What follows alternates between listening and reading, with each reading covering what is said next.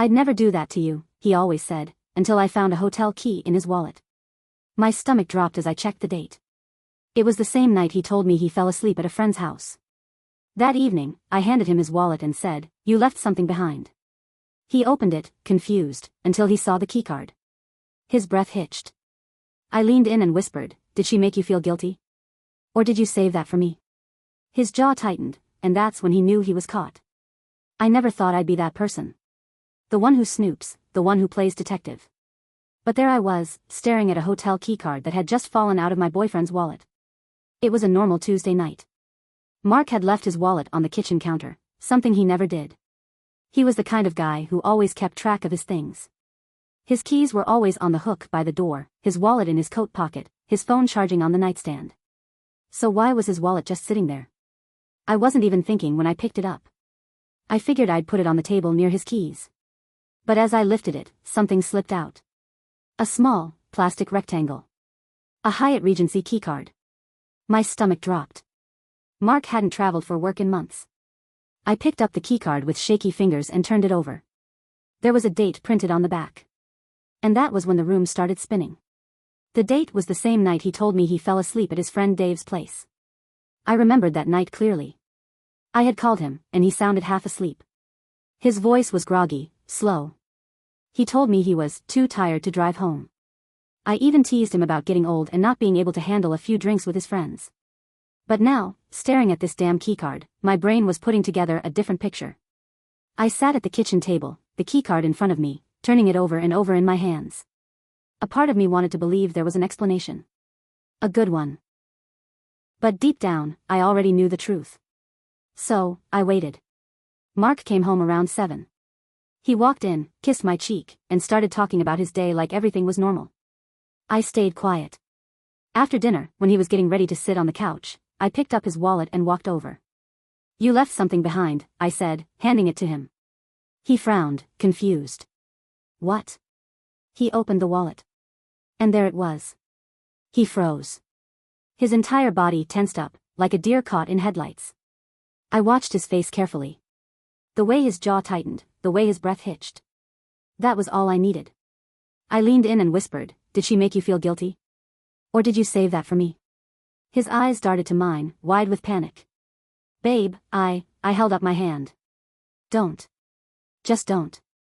I turned around and walked out of the room before he could start spinning his web of lies.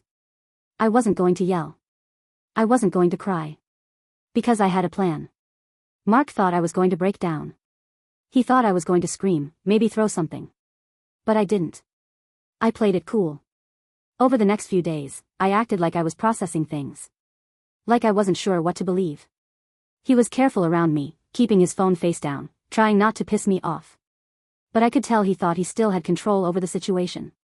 That was his mistake. Because while he was busy covering his tracks, I was burning everything down. Step 1, the apartment. Mark and I shared an apartment. Well, he thought we did. What he didn't know was that the lease was in my name. So, I had a conversation with our landlord, Mrs. Patel, who was more than happy to help when I explained the situation. I handed her 3 months' rent up front and told her Mark would be moving out soon. She smiled, nodded, and said, "Good for you, honey." Step 1. Handled. Step 2, the money. We had a joint credit card for household expenses. Mark assumed it was under both our names.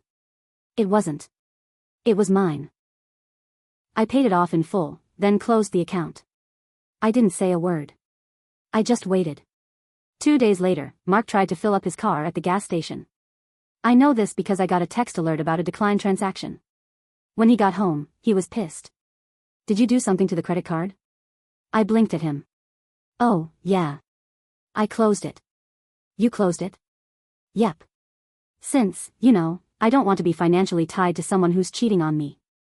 He started stammering, trying to explain, but I was already walking away. Step 2. Handled.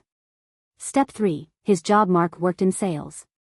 His job relied on connections, reputation, and trust. What Mark didn't realize was that his boss, Stephanie, loved me. We'd gotten close over the years, meeting for brunch and happy hours.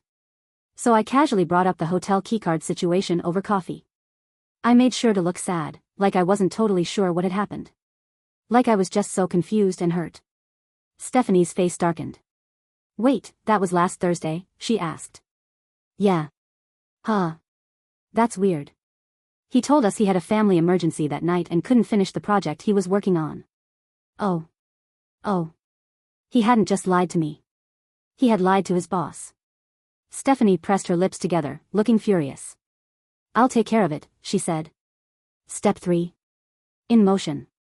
Step 4, the final move. Mark had no idea what was coming. I let him think we were working through it. I let him book us a romantic weekend getaway, something he thought would fix things. I let him get excited. I let him pack his bags. And then? I made my move. I waited until Mark was in the shower before I called the movers. They were scheduled for Saturday morning, the same day we were supposed to leave for our romantic weekend getaway. By the time Mark came out, towel around his waist, rambling about which restaurant we should try first when we got to the hotel, I was already texting the locksmith to change the apartment locks. Mark had no idea that this was the last night he'd ever spend here. Everything was going according to plan, until Friday night. I was packing up the last of my things when I heard Mark on the phone in the other room. Something about the way he was talking froze me in place. His voice was low, urgent. Panicked. No, I don't know how she found it. No, she hasn't said anything yet. I know, okay? I'm handling it. A pause. I said I'm handling it, Miranda. I stopped breathing. Miranda. The name meant nothing to me. But the way he said it? Like she had something over him? Like she was threatening him? That was new. This wasn't just cheating. This wasn't just him being a lying piece of garbage. Something bigger was going on. I moved closer to the doorway, trying to hear more. Mark let out a sharp breath. You have no idea what she's capable of. If she, a floorboard creaked under my foot. Mark went silent. I backed away fast and made it look like I was scrolling through my phone when he walked into the room. His eyes landed on me, wary. Hey, he said. What are you doing? I looked up and smiled. Just checking the weather for tomorrow. His shoulders relaxed a little. Yeah, supposed to be nice. Should be a good trip. He leaned down, kissed the top of my head. I smiled back like nothing was wrong. But in my gut, I knew things were about to get a lot worse. I spent the rest of the night pretending like I wasn't replaying that conversation over and over in my head. Who was Miranda?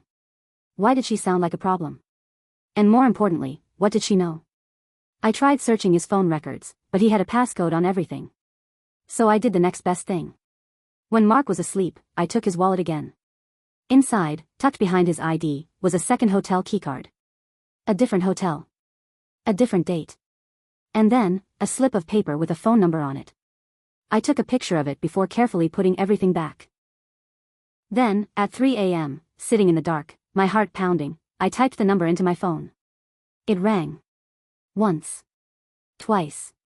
Then, a woman's voice, groggy, irritated. Who the hell is this? I didn't answer. I just sat there, the weight of everything pressing down on me. Mark had cheated, yes. But now? Now I was starting to think I didn't even know who the hell he really was. I didn't sleep that night. I sat in bed, staring at the ceiling, replaying Mark's phone call in my head. You have no idea what she's capable of. I'm handling it, Miranda. If she, who the hell was Miranda? Why did she sound like a threat? And why did Mark sound scared? I checked the clock. 4:12 a.m. I still had the number I found in his wallet. The woman who answered earlier had sounded half asleep, pissed off. I needed to know who she was. So I did the most reckless thing I've ever done in my life. I called the number again. This time, she picked up immediately. What? Her voice was sharp, awake. Like she'd been expecting someone else. I took a deep breath. Who is this? Silence. Then, no. No, no, no, who the fuck is this? Her voice was angry. Nervous. My stomach twisted. You first. She let out a bitter laugh. Did Mark send you? That threw me off. No. You're his girlfriend, aren't you? It wasn't a question. It was a realization. She knew about me. Who are you? I asked again, my voice shaking. Miranda was quiet for a second. Then she let out a slow, sharp breath. Listen to me very carefully, she said. I don't know what he told you. I don't know what you think you know. But whatever it is, She paused. It's worse. My skin turned to ice. She wasn't another girl. This wasn't just about cheating. There was something else. Did he hurt you? I asked before I could stop myself. She let out a short laugh, but there was no humor in it. Oh, sweetheart. He didn't just hurt me. He ruined me. I felt sick. I gripped the phone tighter. What did he do? Silence. Then, a knock at my front door. I froze. Another knock. Liz? Mark's voice was muffled through the door. My heart stopped. Why was he at my door? I turned off the screen and hung up the call. I shoved my phone under my pillow and tried to breathe. Liz? Are you up? I had two choices. Open the door and pretend everything was normal. Or stay silent. I stayed silent. I heard Mark shift on the other side. He sighed. Then, his footsteps moving away. A few seconds later, I heard the front door unlock. Oh my God. Mark had a key. I shot up in bed just as the door creaked open. I could see his shadow in the hallway. Liz? I forced myself to stay still. To keep my breathing steady. Then I felt the bed dip as he sat on the edge. He reached over and brushed a strand of hair from my face. And in the softest voice, he whispered, I know you're awake.